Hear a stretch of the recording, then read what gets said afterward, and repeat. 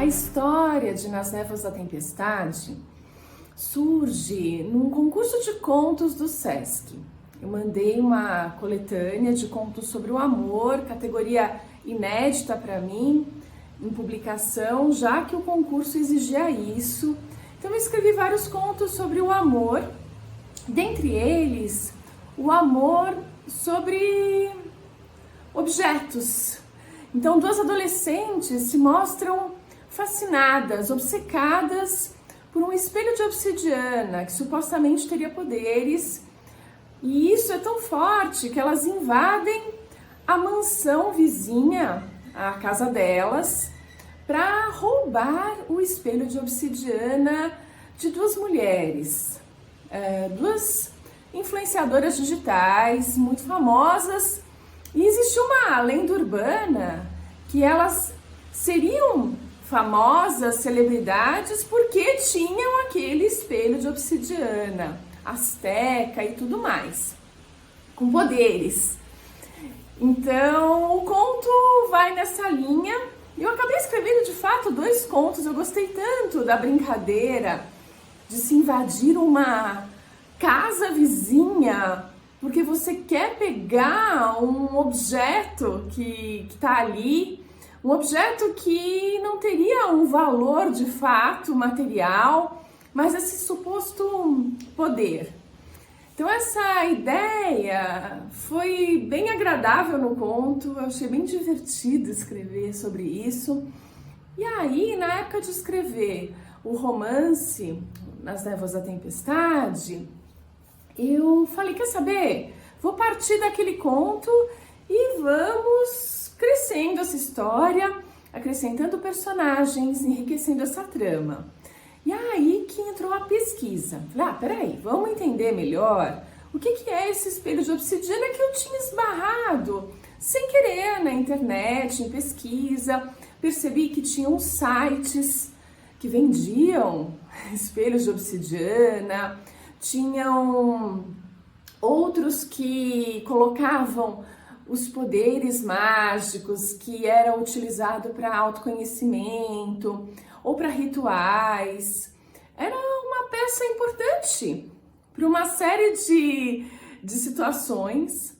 Ficou claro que o espelho de obsidiana, ele tinha admiradores, que essa devoção, esse amor, de fato existia. Eu decidi fazer a pesquisa em espanhol, o espejo. E é interessante que essa pesquisa começou a me mostrar os espelhos astecas, que eram feitos de fato dessa obsidiana, que é uma rocha de origem vulcânica. Ela é muito bonita, brilhante, negra. Essa rocha era polida pelos astecas e utilizada em rituais dos astecas. E aí, o que me surpreendeu foi encontrar um espelho de obsidiana lá no Museu Britânico. E quem era o dono desse espelho? Quem tinha sido o dono desse espelho? Nada mais, nada menos que John Dee, o conselheiro da Rainha Elizabeth I. Alguns podem se perguntar, mas quem é esse John Dee? Nunca ouvi falar, porque de fato a história meio que apagou o John Dee do mapa.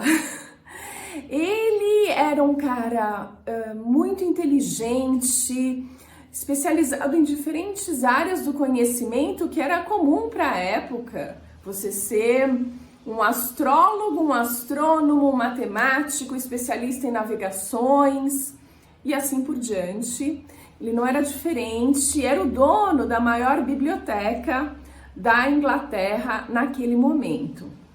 E ele, sim, ele era um cara muito diferente. John Dee era também um espião para a rainha e usava o codinome 007, que eram os 2 olhos abertos e o 7 cabalístico.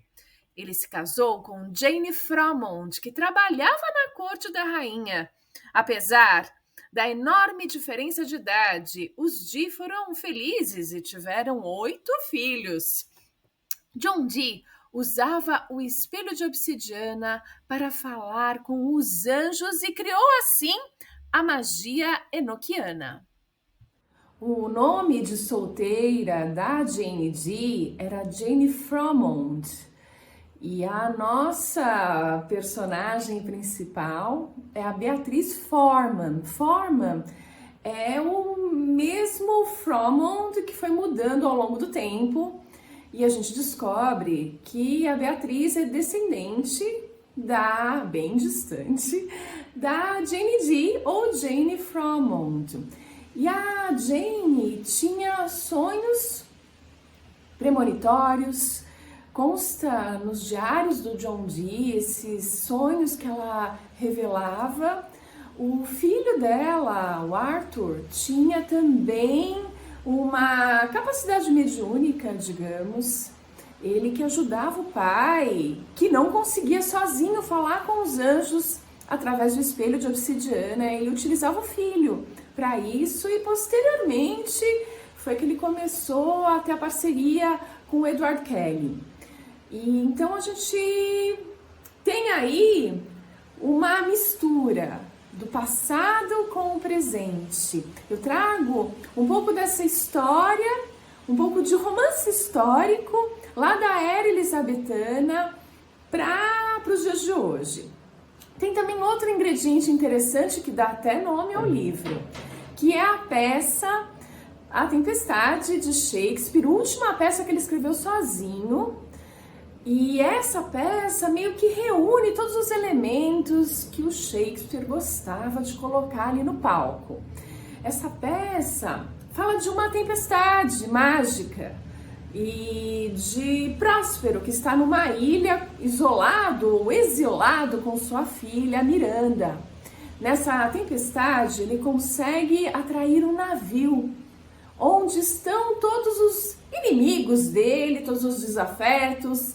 É um grande acerto de contas que essa tempestade promove. Consegue atrair todo mundo que precisa colocar a situação em pratos limpos. E eu gosto muito dessa ideia. Então eu usei essa peça de Shakespeare como inspiração.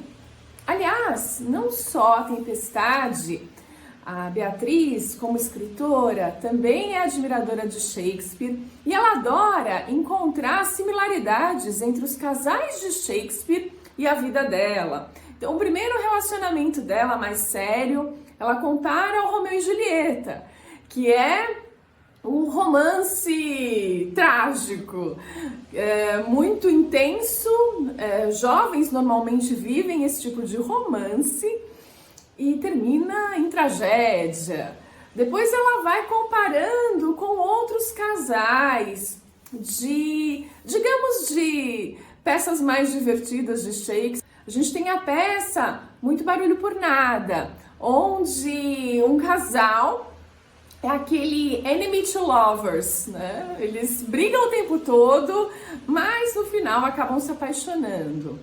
E por fim, a tempestade é mais explorada em termos de casais, onde a gente vai ter o Ferdinando e a Miranda se encontrando nessa ilha e também encontrando o amor. A Miranda, que está descobrindo o mundo, que está se lançando à vida, se lançando no amor. Ela que viveu meio que protegida ali na ilha com o Próspero, o pai dela.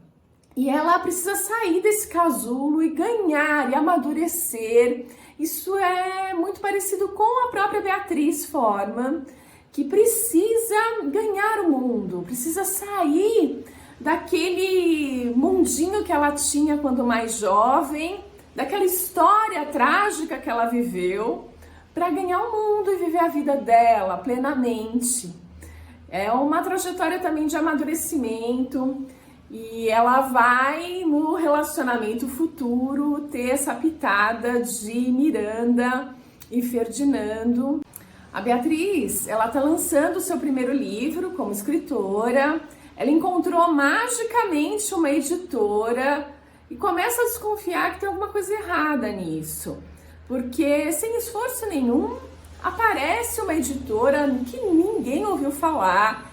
e está disposta a publicar os contos dela. Não que isso não possa acontecer, claro, mas é um tanto raro. E ela é a única autora dessa editora numa feira de livros. Está lançando esse livro e o padrasto dela, que é multimilionário, super controlador, manipulador no último grau, na verdade um narcisista, ele é o dono dessa feira de livros. Ele é um empresário que investe em vários setores. Dentre eles, ele escolheu diversificar com as feiras literárias. Ele lança essa feira onde a editora Skywalker está presente, lançando a Beatriz Forman. Ela está lá feliz da vida, realizando esse sonho, o primeiro lançamento, começando a vida literária dela, quando o padrasto aparece e começa o pesadelo. A gente começa a entender como é essa relação complicada que ela tem com o padrasto, com a mãe dela também.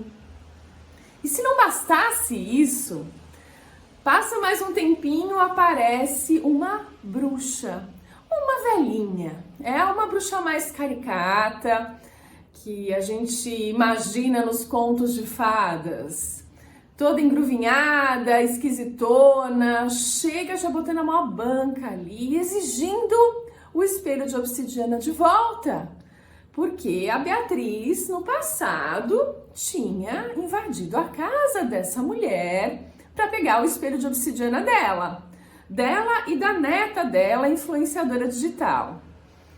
E nesse momento acontece, vocês vão saber logo no princípio, no primeiro capítulo, o que aconteceu nesse passado sombrio. Ela volta aí num flashback e conta pra gente como foi a experiência de tentar roubar esse espelho e dar tudo errado, mas errado num nível assim alto. O detalhe é que o espelho desaparece. Não tá com ninguém, não tá com as bruxas, não tá com a Beatriz. Onde foi parar esse espelho? E aí a bruxa Vasquez, né, a Carmen Vasquez, é uma mexicana. A gente vai conhecer mais um pouco da vida dela nesse livro, porque tem um conto só sobre ela. Porque essas duas bruxas, a Carmen e a neta dela, a Mércia, são também o alívio cômico da história. A Mércia é linda, e a Carmen era linda também quando mais jovem. E aí a gente vai descobrir um pouco mais sobre a vida delas, mas ali, naquele momento, o que ela quer de volta é o espelho dela. E ponto final. Só que não tá com a Beatriz. E essa é a largada para a história. A Beatriz vai logo perceber que ela precisa encontrar esse espelho para se livrar das ameaças da Carmen, dessa bruxa, da neta dela, que é pior que ela, na verdade, porque a neta vive num mundo meio fora da realidade, né? Ela, com essa história de ser influenciadora digital, ela meio que vive uma realidade paralela, e ela quer, porque quer o espelho de volta. E não só isso, ela perdeu o namorado dela para Beatriz na época e acabou sendo presa devido aos graves acontecimentos que rolaram nos porões ali da mansão das Vasquez. Então, logo de cara, a gente mergulha nesse passado, entende o enrosco que a Beatriz tem com as vizinhas bruxas e começa uma corrida atrás do espelho. Essa corrida, ela vai até Londres, porque ela tem uma pista de que o espelho estaria em Londres. Ao chegar em Londres, ela descobre o espelho do John Dee lá no Museu Britânico. E como ela tá perdida, ela tá para achar o fio dessa meada, tá complicado. Ela vai até o museu, ela tem a ajuda de amigos para entender como o John Dee usava esse espelho, se existiam outros espelhos, porque quem sabe assim ela conseguisse uma pista melhor ou até um outro espelho, qualquer coisa que ela pudesse se livrar da perseguição das bruxas. Então a história vai por esse lado e ela vai conhecendo um monte de gente em Londres e a história vai ficando mais quente. Por outro lado, as bruxas estão ali também e elas acabam metendo os pés pelas mãos. E aí uma série de acontecimentos inexplicáveis, super suspeitos, vão exigir que a polícia de Londres entre em ação. Então a gente tem uns crimes acontecendo e a história assim vai se desenrolando.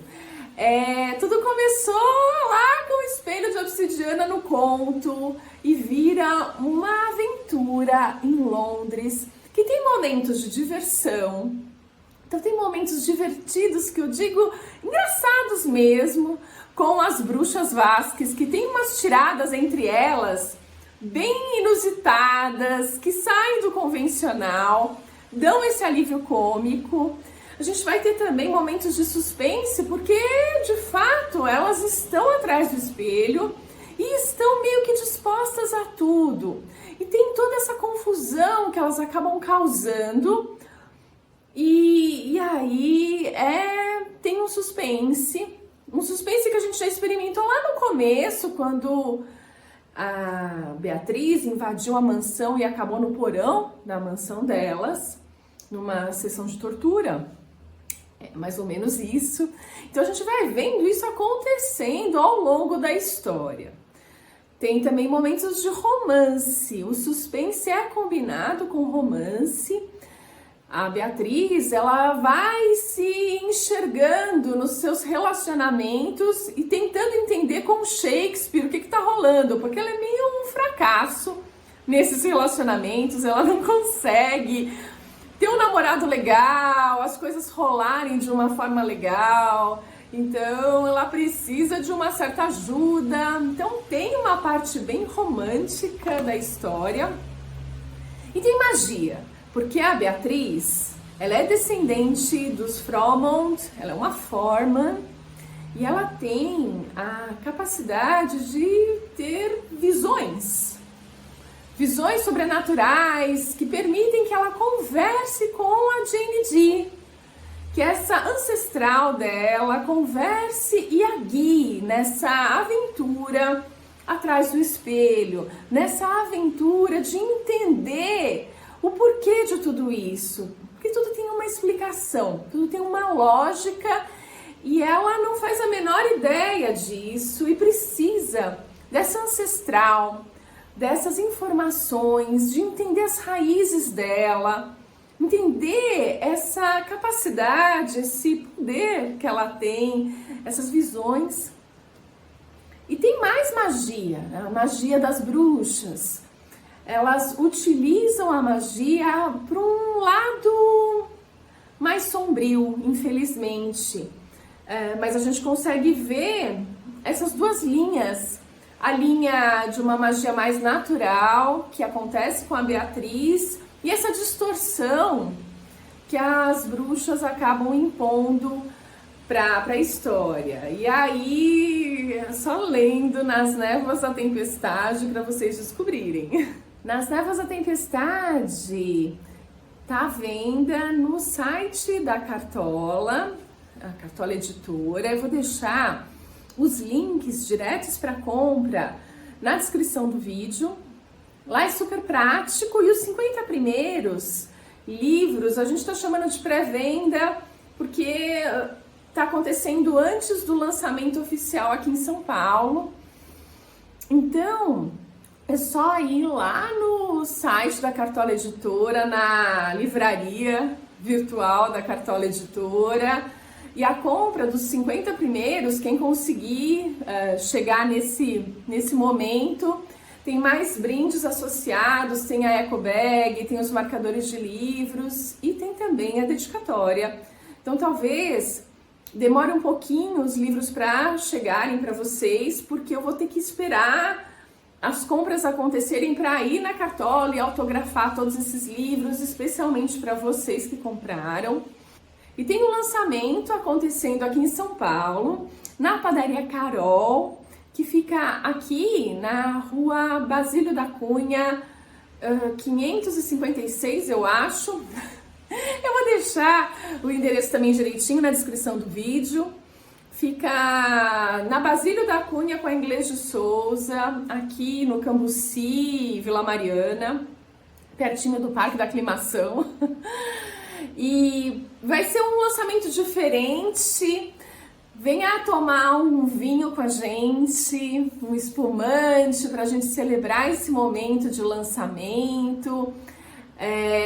Começa às 7 da noite, a gente está prevendo ficar até umas 9.